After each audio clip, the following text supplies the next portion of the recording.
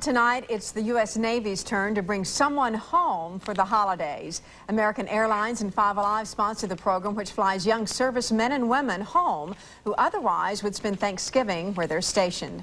Five Alive's Bill Mitchell reports on tonight's homecoming. This is Opal Hall. She and two U.S. Navy recruiters are waiting for her niece. Watch her be the last one on. Luckily, she wasn't. Apprentice seaman Patty Pollock was one of the first passengers off the American Airlines plane. Patty, come on, here you go. A little good-natured kidding finally got her to smile. She was a little embarrassed by all the attention, but mighty glad to be home for the holidays. Patty was recruited into the Navy over a year ago. She is a corpsman at the Jacksonville Navy Base Hospital. Her military service will help her get a college education. The Navy has a GI Bill, which you put $100 each month for 12 months into a fund, and they match it with a certain amount, and it equals up to about $18,000. And they also have the Navy Assistance tuition, which while you're in the Navy, they pay 75% of your tuition, and all you pay is that 25%. Those benefits were the primary reason Patty joined the Navy. During her 4-day stay here, she will get to attend a family reunion, a fun event for this young seaman apprentice who is home for the holidays. Bill Mitchell, 5 Alive News Tonight.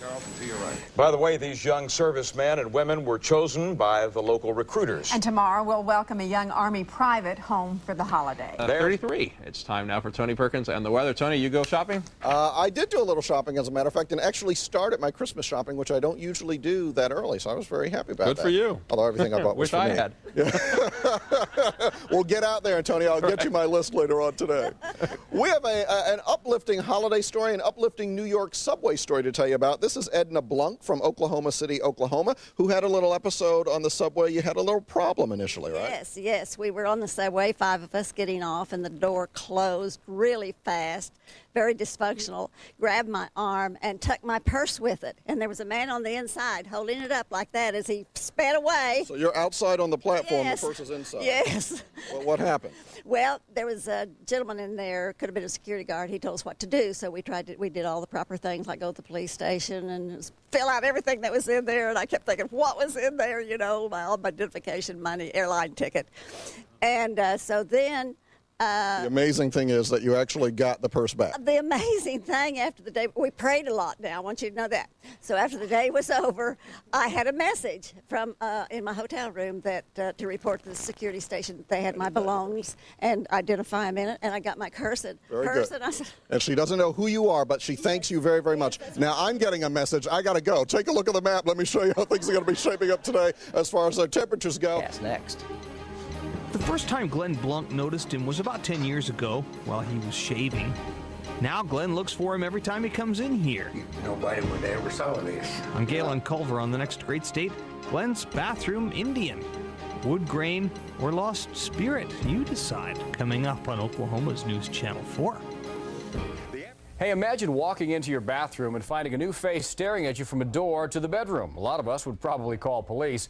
But Galen Culver has the story of one man who called us to take a picture of his new friend emerging like a miracle from the wood grain of a door to the bedroom. His name is Glenn Blunk. He built this house for his father about 20 years ago, so he knows the way to the bathroom even in the dark of the early hours when he first wakes up. Wash my hands, go in there and make coffee. But it was about 10 years back when he first noticed something, or someone, staring at him through the mirror. Right there. Right behind him, about belly high, on another door, was a face embedded in the grain veneer. But anyway, I just wondering if anybody else noticed it that bad, like that. Now, Glenn was the one who purchased these factory-made ash doors. He stained them, too, and never noticed, but there he was. Well, it just looks like really an Indian with a headdress on. Looks like he's got feathers up in his head. And over the past decade, his bathroom companion has only made himself plainer to the naked eye. But there's some reason that face just keeps getting stronger and stronger, showing up better. He had his son take some pictures. Over the months and years, Glenn's bathroom Indian has inspired many conversations and some theories, too. I always heard they said their ancestors went into trees and stuff like that. Their spirits did when they died. I've heard that. And I don't know whether they say anything like that or not. Glenn still looks for his friend every time he has an occasion to come in here. He doesn't have a name, but my suggestion would be John.